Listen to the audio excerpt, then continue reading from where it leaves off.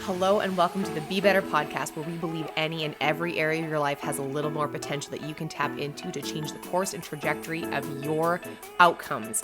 My name is Clarissa Parody and I am your host, and I have worked and trained in the worlds of business strategy, leadership, and performance. And I am the person who believes in and creates success where there appears to be ceilings. And if that sounds like something that's in your world, your reality, and something you want more of, welcome to the show. It is a great day to change your life. Let's go.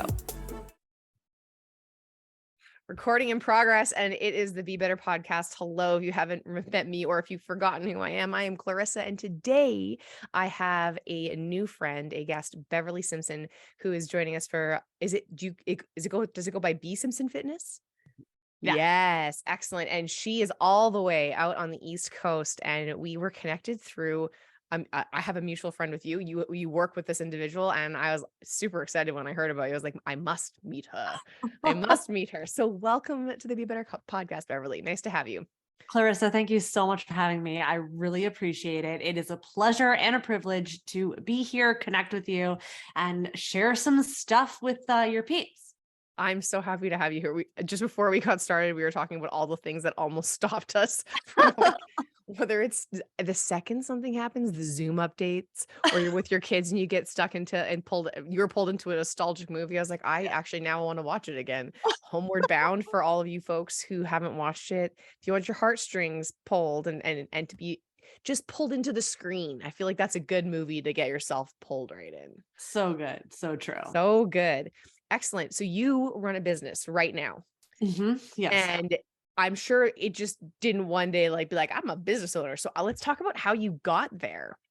Yeah, sure. Okay. So let's go all the way back to the beginning. And I will, I'll do my best to be concise, but honestly, how I got there, I grew up in California, which I had shared with you. And what ended me up in New York is, at the time I was chasing the Broadway dream. So I got my master's. A girl after my own heart. What? Shut up. So true. So I got my master's in musical it's such a funny story, honestly, when I think about it and go back to these days. But I got my master's in musical theater at Cap 21. I went to a Tisch school. I was doing the grind. I was a waitress for a while, and I'm laughing because what pulled me out of it was really two things. Is that I had heard some advice from one of my friends who's on Broadway. And she said to me, you have to love the process more than the outcome, because you're going to spend more time in the process than you are in the actual outcome of what happens. And I really lived my life from that. Right. And so I came to this point where the grind of auditioning was just not the scene. I was not enjoying it. And I had a couple of things that kind of happened at once, which was I was hating waitressing. I did it for 4 years and I hated it. And I was hating the grind of auditioning. And I had this conversation with my dad, and, I love him, so there's no shame, but he's like, and it was coming from a place of wanting me to be happy. So I forgive him for this, but he was like, maybe this just isn't for you. And I kind of received that. And then at the time, I really was operating from this belief that I could and then when I say train, I mean outwork out my body. I was carrying a lot of oh, I'm not getting the role because of how I look. So I was living in the gym, and that was when I had been approached with hey, why don't you be a trainer? And I had this moment of helping someone else. And this is the part that I laugh at, because so this was all happening at the same time. And I had this oh, theater's narcissistic, and I'm always thinking about me, and now I can help someone else. So let me leave this narcissistic industry for fitness. And I look at it now and I'm like, God, it's so funny, right? That's why I laugh. Well, especially because outwardly it can be there. I mean, there's so much we see of fitness that it's exactly physical. Yes. And I'm like, I don't think I can remember the first time I started working out. I was in university. I grew grades 7 to 12. I was in a performing arts school. So specialized teachers, all this great stuff. Like I had people who were on Broadway who were my instructors, like very cool experience. And then I get deterred from pursuing that dream. And my dad's like, so you know what happens when people go to university? I was like possibility dreams. He's like, no, they gain weight. The freshman 15. And I think the first time I stepped in a gym was in university. And I was like, oh wow, people actually take this seriously. Like Oh, yeah. I had no idea. And I was like, just stupidly like figuring out buttons on the elliptical or treadmill because it was the least intimidating piece of equipment. I was like, this is going to be humiliating. Fast forward, it turns out fitness is now for my sanity and not for my looks. But my God, I had no idea. Oh my. I was like, much like I think I lived under a rock for a few things. The cats that are gray that I didn't know existed, and realizing people worked out to look good. I was just, I don't know that, I mean, blessing in disguise for sure. But wow, Yeah. that's hilarious. That's hilarious. So clearly you landed there. So things started stacking up. You started helping someone in the gym and you left. So what was your next step? So Going from then I got certified. Okay, great. And then I became a trainer for Crunch in Manhattan. And I was the fastest growing personal trainer to assistant fitness manager to fitness manager to district fitness manager. And then I got pregnant. Oh yeah, boom, boom, boom, right? Then I got pregnant with my eldest daughter, Gwendolyn, who is now 7. And it was interesting because at the time, this is not that long ago, right? So 7 years, 2015, I had gotten this advice that my sister said, don't Google anything because it's going to scare you. So I kind of went too far and I didn't Google, like I literally anything. nothing. I had zero things. Zero idea of what was going to happen. My sister called me and said, hey, just so you know, I mean, I'm literally like 32 weeks pregnant. She's like, you're still going to look pregnant when that baby comes out. And I was like, I'm sorry, what? We Why? didn't agree to this. Where was that in the contract? I didn't sign that. I was like, why? The baby's going to be out. And she's like, oh, no, this is not how it works. And I was like, oh. And then I'm not even exaggerating. I will tell you, it surprised. I don't have kids, but I have a sister who's had 2 children, and I was like, but it's God, like, like, shouldn't it just like, Yeah. just where again, the rock. Me too. I'm so sorry for my listeners. You are now understanding why I have some cheerful optimism. It's because this rock is really nice and Really obscuring me from reality. Listen, You know what? Reality isn't real. Okay. Amen. So you discover you're not going to go back to normal. Oh yeah, no. So now I discovered this, right? And then I'm starting to have this intersection of feeling like, how am I supposed to be a full-time parent as well as contribute to society, right? And the thing that I felt very conflicted by was this concept of feeling, it was like I felt very pulled in this sense of I love my job because I did. I really love my job and I love being a parent. How can I make both work? And it was just this very interesting conflict within me. And so then I stayed at work for a long, as a district fitness manager for a year with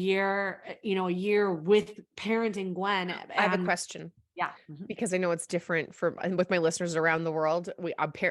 Parental leave, paternity leave, maternity leave looks different. So what, like you give birth, how fast are you going back to work? I gave birth and I went back to work. I had 12 weeks. Wow.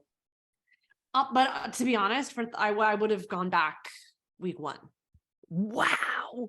But that's, okay, what about going back? Like what like with going back to during week 1, like what was it about that would have had you chose to return within a week if you got to? So I love my children. I want to caveat this by saying this, okay? Because I love my children. But if you follow me on social, you know that I also love to hate them and love to hate the experience of parenting. Okay. And one of the funny things I say all the time is I take back everything I've ever said to and thought to any person that's had a child and any stay-at-home mom, because my husband would go to work and I'd be like, "You're going on vacation." And he'd be like, "Yo, I'm going to work." I'd be like, "You're on vacation."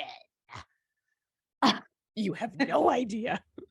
Well, I don't know what you're talking about, right? Like I just, okay. So with that said, right? So that was part of it. Part of it is that when you in that fourth trimester is like, and the grind of baby time, it is like, I would never go back there in a million years, even knowing now what I know. Like I also practice, for the record, for anyone who cares, I practice conscious parenting. So it's very like punishment free, no yelling, treating them like, people. It's very, that's the environment that we've built, and validating feelings as well as shifting perspectives. It's just a very different way and style than I was used to. And I would still never go back to that fourth trimester because it is absolutely just, it felt like an out of body experience, because first of all, your hormones, it's like the Red Sea parts. And then you're like, the hormones go, and it's like, you have this outer body experience where you can like see yourself from a 30,000 foot view, and you're like trying to control it, but you can't. It's like crazy. It's like crazy, right? Oh my God, I can't even imagine. I And just like I told you I was a nanny for a while, and that mom went back at 3 months, and I had spent like 10 hours a day with a baby. And I thought to myself, this is not mine. So I imagine if it was mine, it would be different. But there's nothing happening that is stimulating in a way that makes me feel better at oh all. yeah, I just feel like I'm stupid at all times. kind of. And it's very isolating. It was Oh, for sure. at least for me, it was a very isolating experience. And this was also, I was living in Manhattan. Yeah. And we were in Manhattan. And then my husband moved us out of Manhattan and moved us into Croton, which is where I am now, which is Westchester. And I was telling you a little bit about it before we hit record. But he took a city person and put her in the suburbs, and not just any suburbs. It's like the country. And he's like, "No, this is New England." And I said, "No, bro, you put me in the country. Okay." And so I'm isolated. It was a time I would not revisit. I'll say that. It's a time of character building. Character. Character building.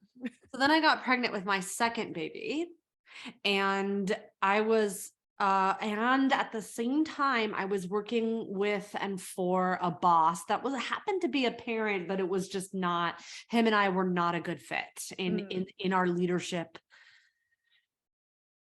how we led teams. I'll say that. And so there was a perfect time for us to part ways. And I went back to that advice that my Broadway friend said: if you don't love the process, why are you doing it?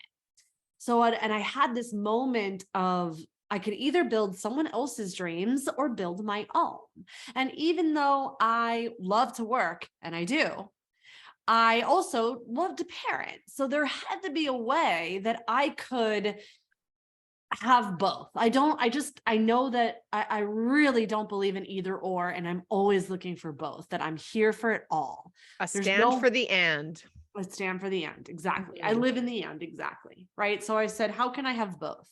I also think that the quality of our life is determined by the quality of questions that we both ask out loud and ask ourselves.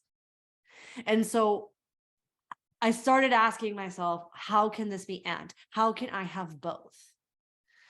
So then I started my own online business, and it was another humbling experience, because I was like, oh, I got this. I've run teams. I brought in $2.1 million. I know what to do. And then I go into the online space and I was like, oh, it's not quite the same. This is a little different and interesting. Another character building moment in my life. Yeah. And honestly, it's really been full circle, right? I tell you this big, long story because when I started getting into the world of building life, like I started to have building my own business, which we've now grown to multiple six figures, and we are on track to this year. We are hitting that $1 million mark. Excellent. Good for you. So it all comes, I started to realize and recognize, patterns mean pay attention. So I started to notice that wherever, cause it's this thought, we all hear new level, new devil, same dang devil with a different dress on. Okay. And higher heels. Higher heels. Yeah. And cause wherever you go, there you are. Right. So then I started to recognize and see all these patterns in my life that I was like, oh, it wasn't the industry. I had a lot of healing and stuff I needed to do for me. Right. Oh, it wasn't, I just started to see all these patterns in my life that gave me the opportunity to evaluate it, to learn the lessons, because I also live my life knowing that you're either going to get the success that you want or the lessons that you need, period. Absolutely. So, absolutely. Period. So Period. then I started to release, heal all that, start moving through that, and then that brought me to here, which is what, I get to live life by design, essentially. Not by default. Not default. Yeah, it's such a like that. I have so many questions. I was like, I need to go replay all of this. This is so good. I'm just going to reread the things I wrote. Okay, so when you said, okay, you had some patterns that came up and they were repeating themselves, and it's either patterns mean pay attention. There's something to like learn here, or you're going to get successful from it. What were the things you did to work through some of the patterns? You're like, this again, again. What were some of the steps you took? Such a good question. And I'll share. And I also want to say this too, because this does come up for me and it continues to come up for me. And I have to remind myself that I'm not here to graduate from having a human experience. And that there are things, and especially in the social world, in the social media world, is that I noticed that I was either oring, if then it. Right. As soon as I do X, then I'll do Y. Right. Which can be a very effective tool. But it also provides conditional living. Conditional living. Yes. And it also can be, and for me, it was showing up in this place of what I call the high achiever, high performers curse, where we are constantly focused on the gap at the cost of not appreciating what's right in front of you. Mm-hmm. And amen. Yeah. Did y'all know you were coming to church today? Yeah. Did y'all know? It is so true. Well, and if you, I even just listening to the beginning of your story, like the fastest growing, and like, to be clear, the $2 million, wasn't that volume in a month? It was a year. It was a year in my region. A year in your region. 2.1 million in my region, but it's still a lot. That's a lot. Like it to grow something and to have that much success that quickly. One, you probably at some point, a sign of, at least for me, it was childhood traumatic interpretations of experiences, not actually actual childhood trauma. Just like my little person didn't realize getting an A, not getting one wouldn't kill me. I thought I would possibly die if I got anything less than an A. So that creeped into adulthood in a very, very big way. But you sit there and all of a sudden it's only about the achievement. And then you don't actually, I don't think for years I experienced satisfaction. I would have that hit for maybe a microsecond, not even 5. I'd be like, okay, cool. Now what? Okay, cool. Now what? What happened to like the relishing, like the human experience you talk about means you get to experience all of it, the highs and the lows, and you can actually just be in that moment as opposed to trying to like to do everything or have everything. And you can, if you include the be in that paradigm, the be do have paradigm, you're gonna have a much more satisfying life. Amen. And one of my mantras that I live by is I'm here for it all. I'm here for it all. So yummy. I'll also say, oh my gosh, there's so many things. I love this. So I'm very happy with this conversation. I was like, so did you want to hang out? Should I come over? It's a flight, but I'll do it. So the thing is that, so the reason why I wanted to give that caveat is because some of these things that I share, I still experience, right? It's that neural pathway in my life, in the brain, where it's like, that left-hand turn is always available to me, and it's very easy to access it. And the ego, the tonal, whatever word you want to use, is very tricky and unconscious, and you will operate from that without even realizing it. You think, oh, I've handled that already, and then you look at something in a different way and you're like, oh, right. So I just think that as high achievers, that it's important to remember and recognize that if it comes up again, that's okay. You're having a human experience, right? So for me, I think the first, punch in the gut was this idea that it wasn't the fitness or it wasn't the industry itself that was narcissistic. It was me. It was a reflection of me, knowing that I was the one that was narcissistic, right? And I want to, that word is a very, I love messaging, and that word is a very loaded word. So I'll say self-focused as opposed to the actual word. So, not a diagnosed narcissist. Not a diagnosed, right? But I'll say self-focused, right? Yes.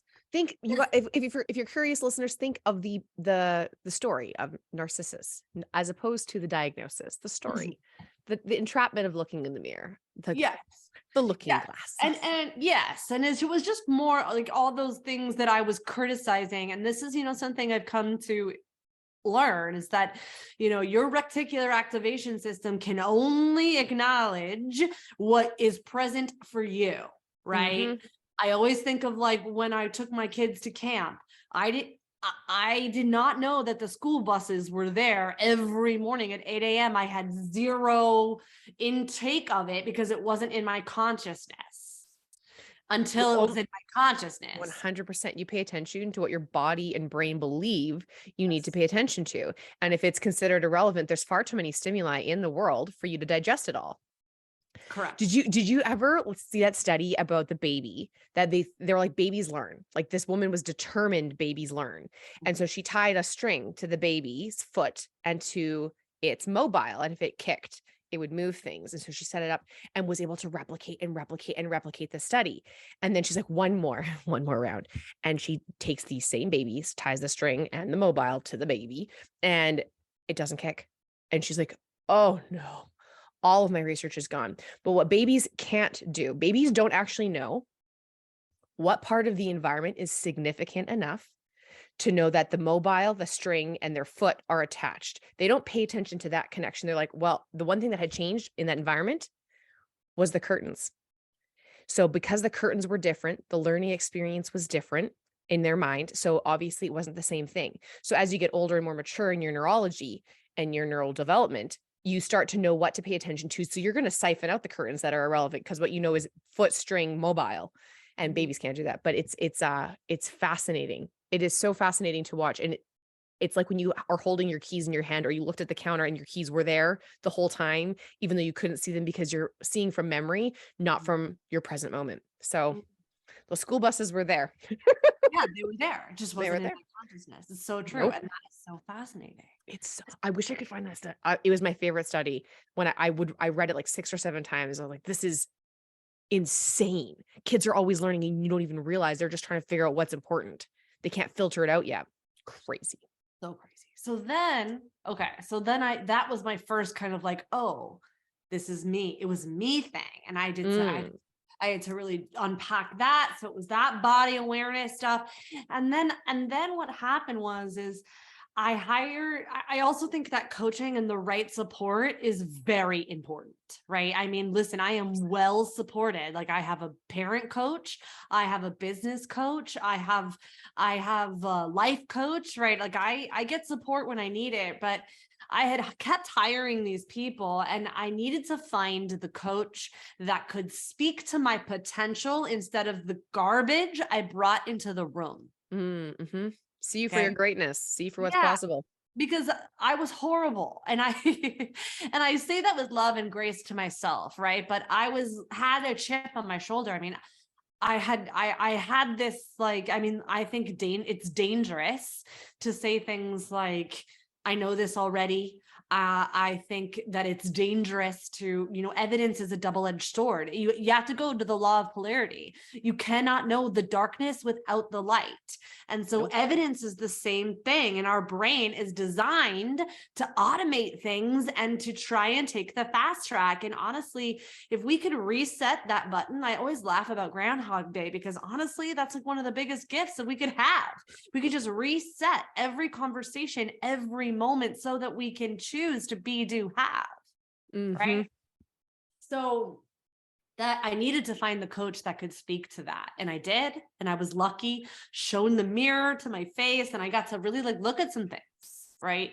And so that's what really I started to make some really serious changes. And then in November, right, it's so funny. I always say my life's so boring, but then when I tell it, I'm like, oh, actually, maybe not. So then in November, I had this, I went to a conference, same mentor. And I said on the airplane, I said, I'm open and willing to receive. I set my intention to be open and willing to receive everything I need in order to get to my next level. And then I got COVID. And then I got COVID pneumonia. Oh, come on. And I developed COVID complications, and I literally fell on my back for a month. I was completely just like, COVID, please don't take me. Right. Yeah. Wow. Wow. I'm not done yet. Right. No. And so, again, I really look while you're mumming, and on your back.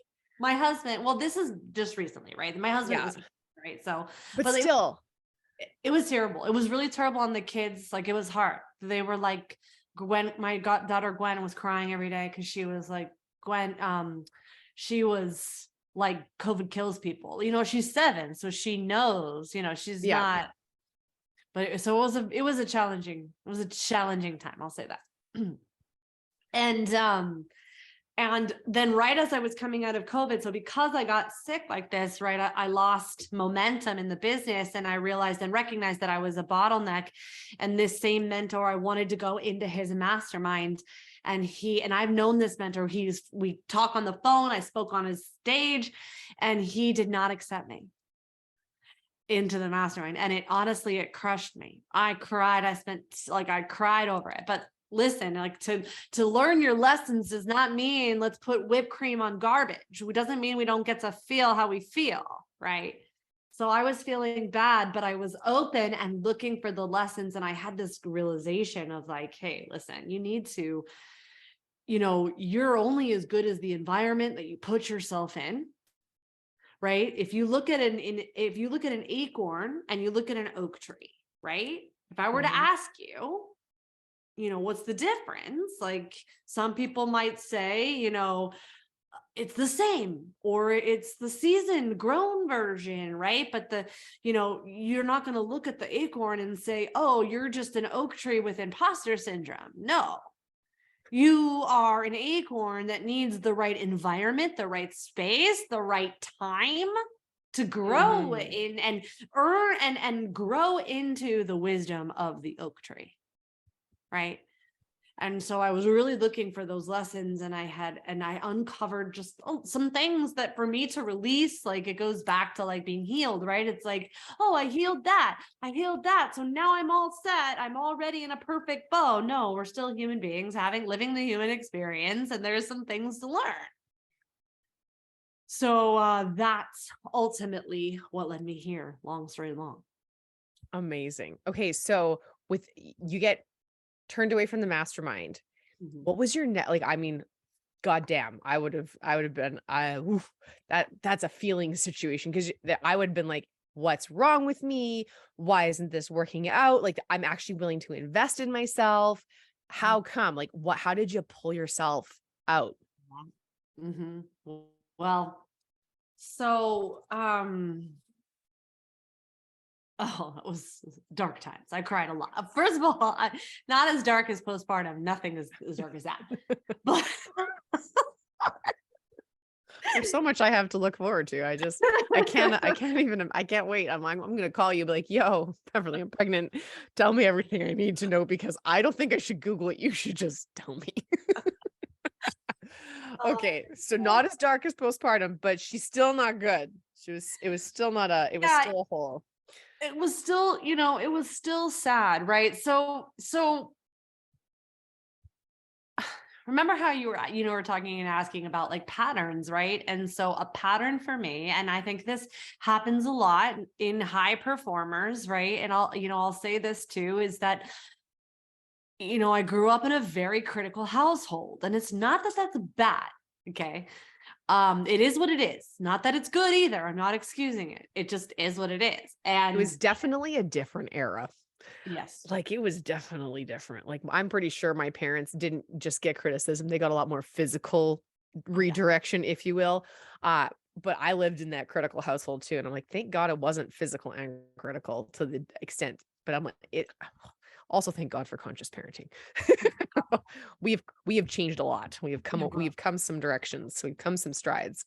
Yes. And my parents are from Africa, right? So I was born in South Africa. So they're born and raised in Africa in the 70s, 60s, 70s. Uh, So like different era, different different. culture, Yep. different everything, right? Everything. So everything. And I have come to respect my parents, and I love my parents and respect what they did. I know and trust that we're all doing everything we can to the best of our abilities, right?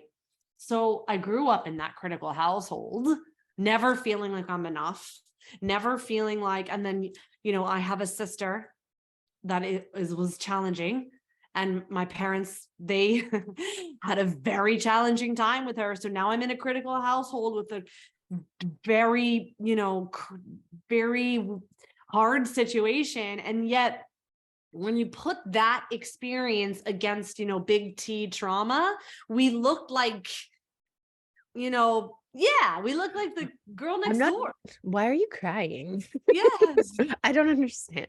But Yeah. again, like experience is and stress is so subjective. Your lived reality is the only one you know. Yes. And so you can try to be empathetic and understand someone else's plight, but I will never know what it's like to be raised by parents that are from South Africa. Not in a million years.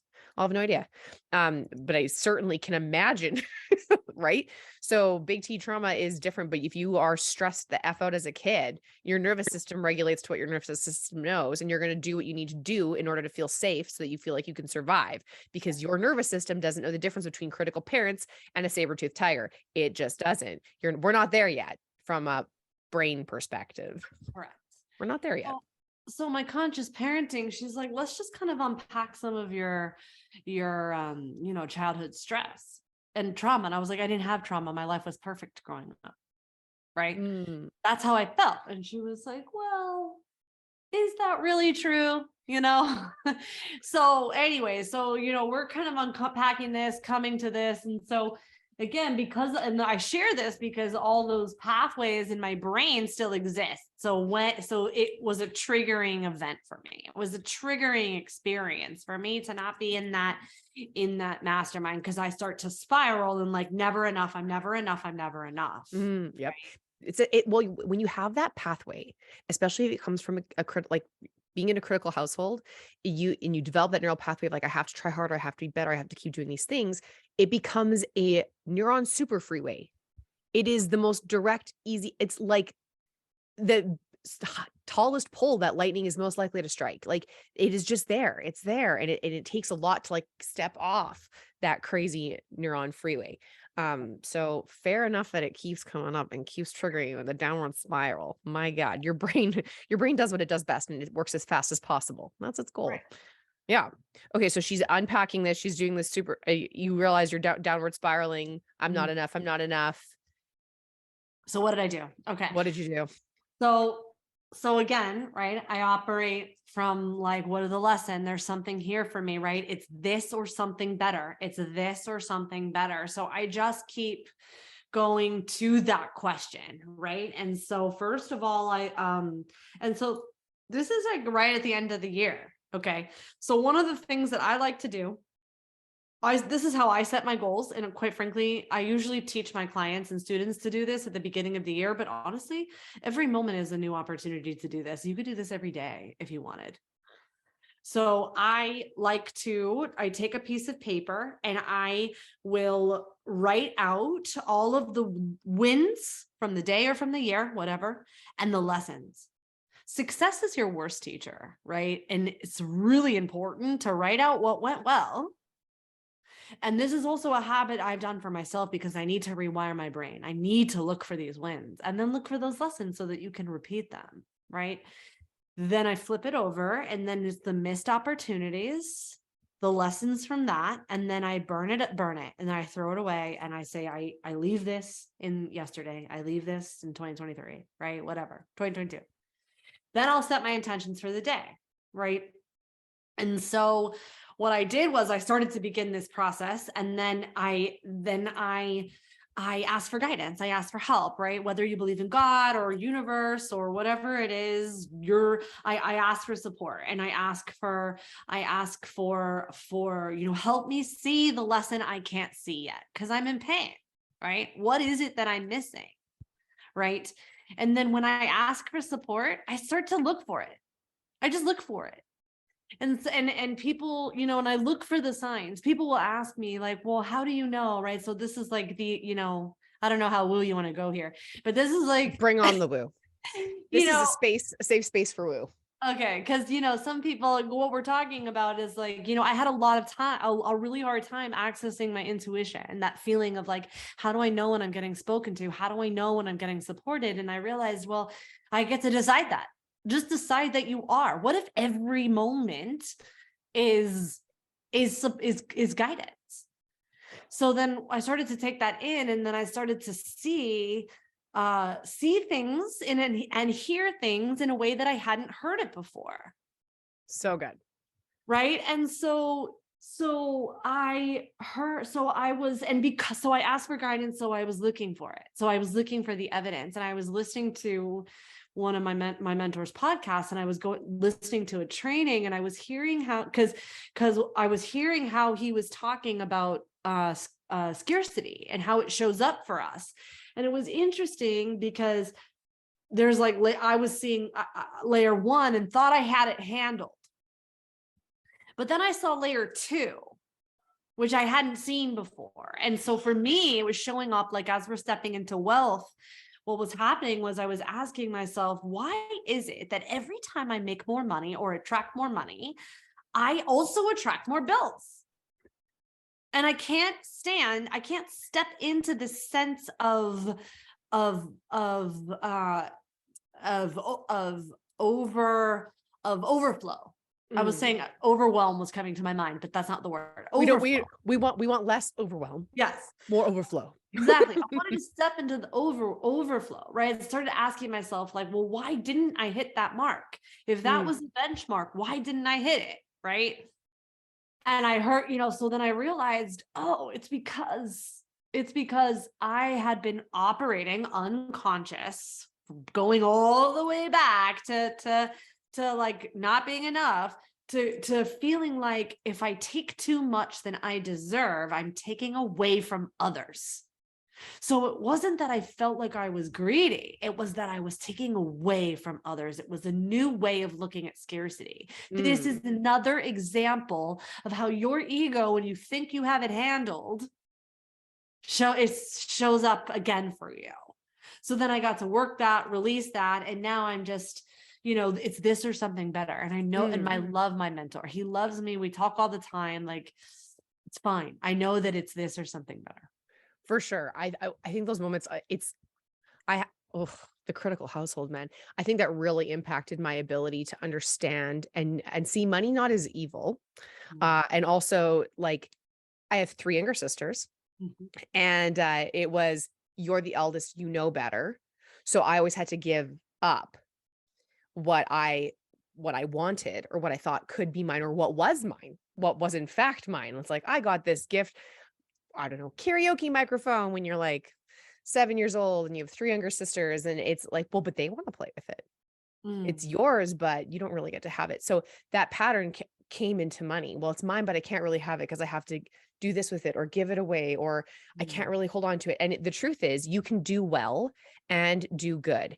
And having financial abundance or certainty, or I'll use the word comfort, because maybe you're not ready for overflow. But what if you had enough money at the end of the month where if you wanted to, you could buy a night out for your family, or you could invest money. You're not hitting zero. And for a lot of people, especially I can only speak to Canadian stats at the moment, but there's a lot of people who are hitting zero, hitting the black at the end of the month, or in the red. And there's a lot of environmental and economic things that are at play, but consider that you don't have to be at the affect, whims, and circumstances that exist. You can actually operate outside of those, which I think was a very big eye opener for me in the last like 4 to 5 years. I was like, oh my God, everyone's playing by these rules that they made up. They're not even real. And so when you look at your beliefs around, and money is just a great thing to point to, because how you think about money is probably also how you think about love. Oh, and your health.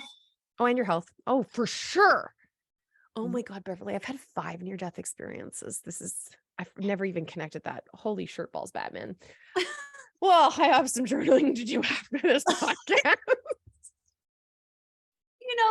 And you hear say, right, patterns mean pay attention. I said that, right? And you'll hear people say like, how you do one thing is how you do everything. And that's not always true. Like, some people will have their love life handled, or they'll have their wealth handled, but then their health is an area of opportunity, or vice versa. But what I've just noticed and seen is that, and at least for me, I'll speak for me and for my mentors, is that, wherever you go, there you are. And so I really started to look at, how am I showing up in all facets and areas of my life, right? So you've heard of the logical levels, I'm assuming, like when we're talking about be, do, have. This is why I actually don't think it's a pyramid. I think of it as a circle, and that it works synergistically together. This is why Maria Kondo, is that her name?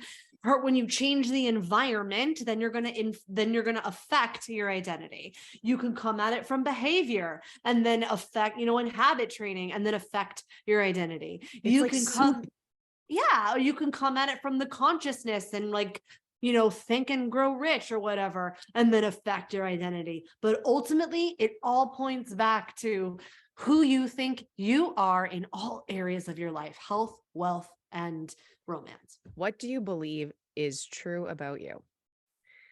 Like I started, I had a coach who is like, what is this? What is going on? What do you believe is true about you? And we went through like 12 different areas of life. And what was interesting is your comment on like, how you do one thing is how you do everything. I had another coach who was like that. And when I dug deep enough, even the areas of my life that I was like, I got that under control. Oh, but like, did I? It looked good. It felt good. I even let myself feel good about certain things. But when I realized was that I was doing certain things in certain ways so that it felt like it was handled, but wasn't really. It's like the little girl who's really angry, but is people pleasing so that no one else is upset around her, but looks like she's cheery and well-mannered. And so I was cheery and well-mannered in some of those areas of my life, and only to realize that there was some digging to be done. And I was like, well, that's good to know. But it gives you an opportunity to live life differently when you have awareness. If you don't have awareness, making a change is really tough because you don't even know what could move the needle. And all it takes is a little hinge to swing a big door. It doesn't take much to make a door. I've seen little tiny hinges move really big doors. And I'm like, wow, like that tiny little thing, like what if that was how I lived my life? What if it was just like a tiny little shift I made that could actually really move a lot of areas of my life? So, things to think about. I also think there's the compounding effect. Oh, right? yeah.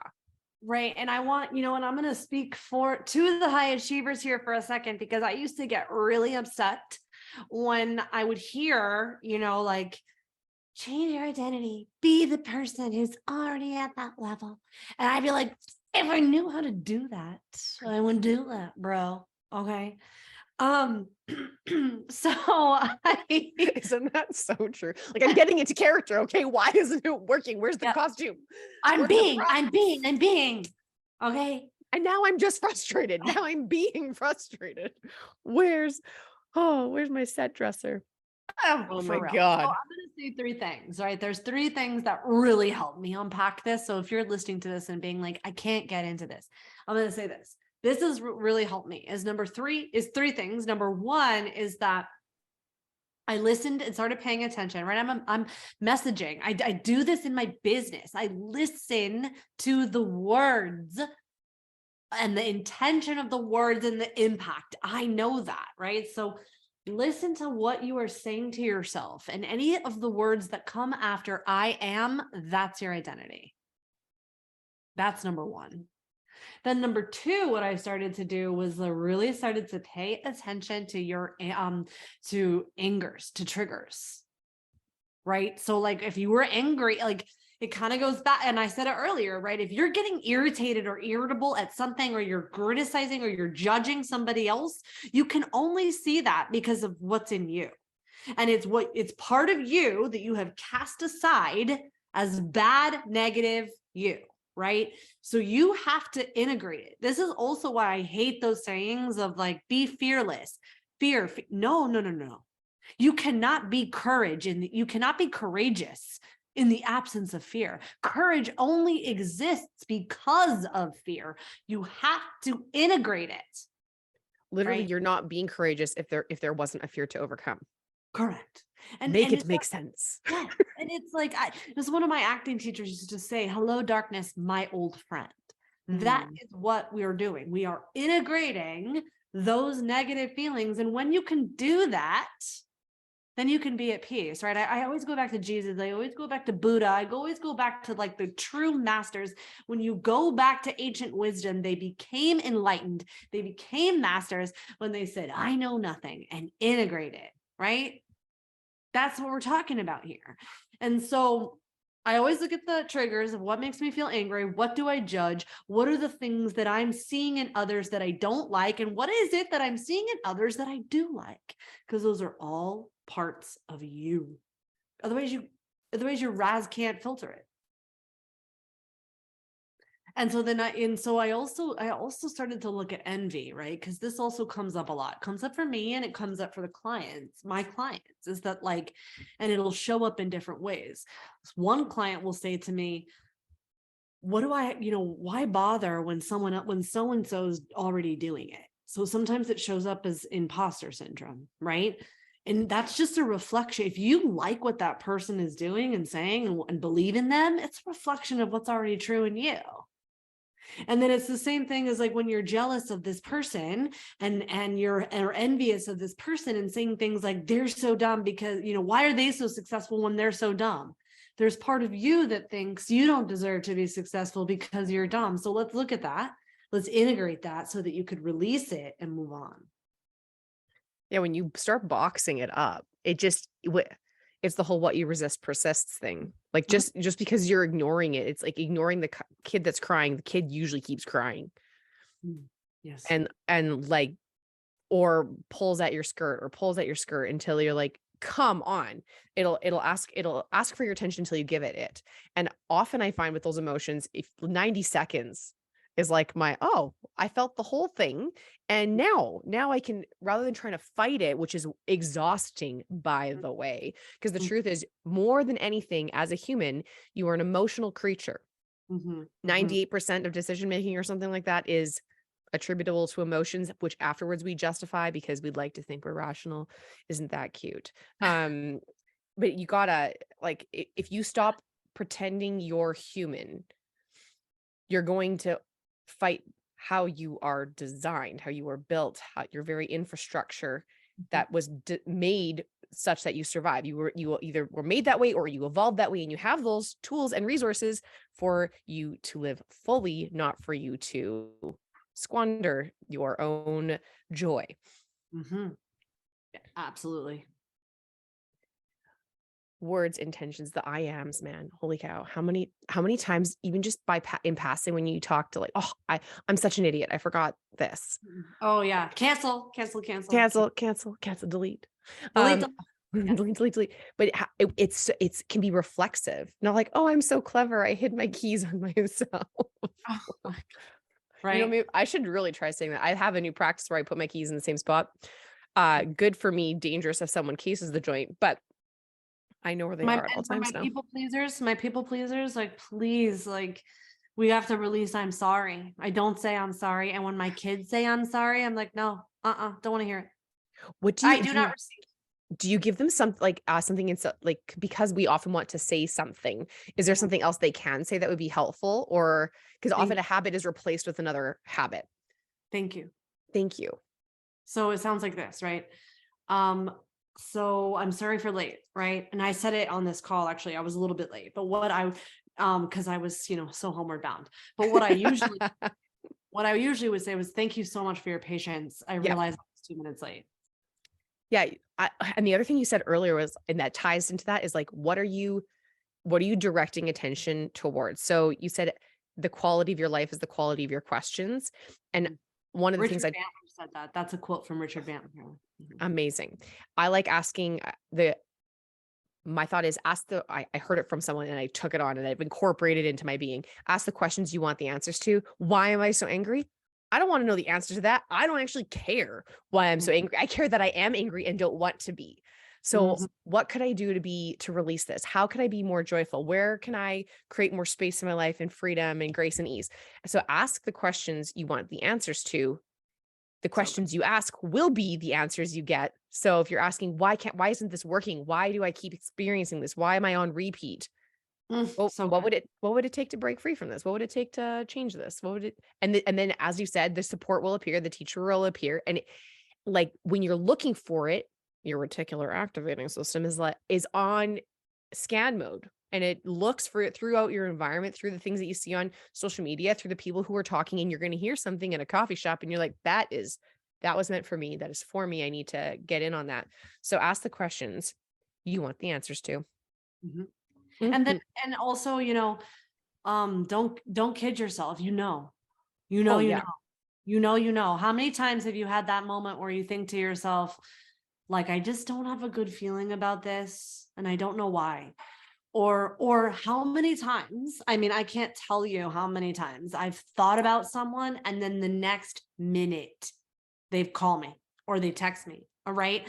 I want you to start paying, like, especially if you're trying to like tap into this for the first time. This is what I mean about looking for the evidence. So I'm like, wow, I'm so magical. Look how magical I am. Whatever I want happens. And I just start saying that to myself, because you also get what you focus on every time. Hmm. So if you know that, right? And so let's just say you're listening to this, and I'm like, oh, I'm just speaking to the 5 years younger version of me, right? Because if you're anything like me and you're listening to this, you're probably looking for the yeah, but, like, looking for the holes. Like, okay, that's cute, but, right? So I'm going to just offer this to you, because even if you're right, let's just say for funsies, you're right, and I'm making it all up, and it's all in my head and it's all crazy. I'm going to reflect back to you. Who do you think is living a happier life? Right? So we're all making crap up. I'd rather believe the stuff that makes me feel fulfilled Mm. than believe the stuff that's just keeping me in pain. And if I get that choice, I'm going to take that choice every day, all day. That's how I step into my power, because knowing that I am responsible, that I can make that choice, that I can literally can have that type of power over how I feel and think. I'm taking it all day, every day. Why not? Give me that Kool-Aid. Yeah, Like, why not? I was such a skeptic. I was such a skeptic. And I was watching things happen, unfold, seeing people read certain books, and I'm like, nice title page on that book. Like, The Power of Subconscious Mind, anything by Wallace Wattles. Amen. It's I love like, that. I was like, you guys are Oh my straight up gosh. nutty. Have you read The Secrets of a Millionaire Mind? I have not. Oh my, put it on replay. Get the I'll- audio, and I listen to it every day. And honestly, there's something he said there in there. Speaking of critical parents, right? And speaking of living in a critical household, and for my parents who are raising children, read that book. And here's why. He talks about how, and this is also speaks to why I think that this also speaks to why I think, conscious parenting is the way to go, is because what happens is you start to condition your kids, and you start to be conditioned to get punished and live by punishment, that it shows up in your adulthood life, that if there's no parent there to punish you, you're going to punish you. Let me take care of this. I got this. Oh yeah, mom. Okay, you're tapped out. I'm going to start punishing myself, and you start punishing you. And it often will show up in wealth. I cannot wait. That's exciting. I'm working with this woman who's just a genius, and she's, as you might have been able to tell from our conversation, I love neuroscience, big geek nerd, love it. Can't just want to learn more about it. And she talks about rupture and repair. Mhm. So anywhere in your childhood where you've had rupture, like something bad happened, or something you perceived to be bad, you got told no, and you were scared. And again, your nervous system is like, I might die. I better mold myself so my parents don't leave me in the wilderness. We go through that, and our nervous system adapts so that we behave in a specific way, which is hence the punishment. And noticing that if you have that happen now, whether it's with your friends or yourself or your children, you can actually, if there is a rupture, it doesn't mean you've messed it all up. There is room for you to create repair with the nervous system. And I'm noticing this particularly with my sweet 3-year-old niece. Oh my God, she is such a riot. She's also fierce AF. And when she wants something, there is she will go to the ends of her earth, whatever she knows about it, to get it. And sometimes it's just something that's not gettable in that moment. It's like, oh, like that is either dangerous. Please don't launch yourself over the edge of that. That is tremendously not good for you. But you're able to repair it. So if something goes wrong, if you've punished yourself, you can actually go back and apologize to you and fix it. And like, what I was trying to do, what I was worried about was this. It doesn't necessarily mean it was right. I was actually wrong. And you can actually, I've straight up, oh my God, I can't believe I'm admitting this on the internet. I talk to myself in my mirror sometimes to reconcile the bullshit I put myself through. Every day. And I love that you bring that up too, right? Because I also said, I don't say I'm sorry. Context matters, right? Because I absolutely I will be responsible for my actions and for the implementations, despite the intent, right? Mm-hmm. To myself and to others, but to myself especially, right? So I'm sorry is so appropriate depending the context. Oh yeah. Right? And I may not say I'm sorry. Like I've been working on not saying I'm sorry. And Canadians, why is it a thing? Why? Like, it's comical how accurate it is. It's comical. So I'm like, okay, what I meant was this. This is, I love for those of you who know me, I've done the Landmark Forum, and they have a really great model that I really like. What is so? This is what happened. The impact was, my commitment is to X, Y, Z. Yes. And I'm like, okay, well, I'm going to have to rewire that super neural freeway. Here are the steps I'm going to need to do. One is getting present. And like, this is what is so is, I really care about how, when I'm talking to myself in the mirror, how well we do. I care because I'm both the speaker and the observer. So there's at least 2 of us in this conversation, Right. at least. Right. And so I go through and I'm like, the impact of me saying that was that I felt like it was the only way to control the situation. And I was nervous because of XYZ. And the other impact for Clarissa side B was that I felt diminished. I felt stupid. I felt like helpless, useless, that nothing I did matters. That no matter how much effort I put in, I won't be able to affect the change I hope to affect. And what I'm actually committed to is creating a meaningful impact in the world. And what I'm going to look for is I'm going to point to possibility rather than point to where things aren't going well. So, if you look at the rock in a whitewater raft, you're going towards that rock. So you're supposed to look for the open space. So look for the open space. Don't look at, you don't need that. Yeah, it's important to know it's there, but you don't look at it. You look to where the open space is. So it's powerful stuff. And I highly advise, recommend, indulge yourself in that. And I also love the idea of repair because I just such a perfect thing also to round out in terms of like for the high achiever. Because sometimes when they're hearing this conversation, they go, I broke everything I touched, which is just so not true, right? Even with parenting, you just got to be 70%, just 70%, right? And the truth of the matter is that the majority of the people on this planet are sleeping and not awake to themselves. And that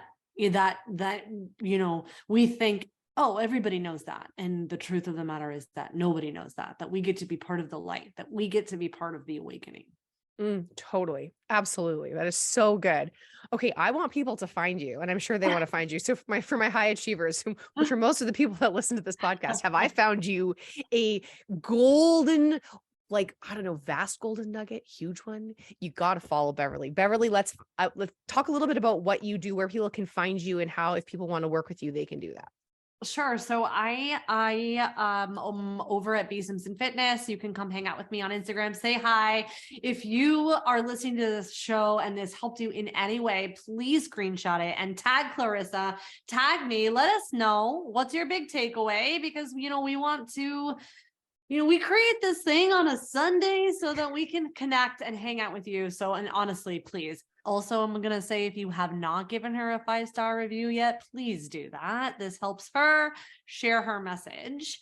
With that said, what I like to do is help really high level fitness professionals turn their science skills into sales from a non-sleazy perspective, because really at the end of the day, we're just helping people say yes to themselves. So if you want to learn more about that, come out, say hi. And even if you don't, we're talking about this stuff all day, every day. It's so good. And what I will say is, for someone like me who's had 5 near-death experiences, didn't know that the gym was used for people who wanted to look good. I was just tremendously nervous in my first year of university.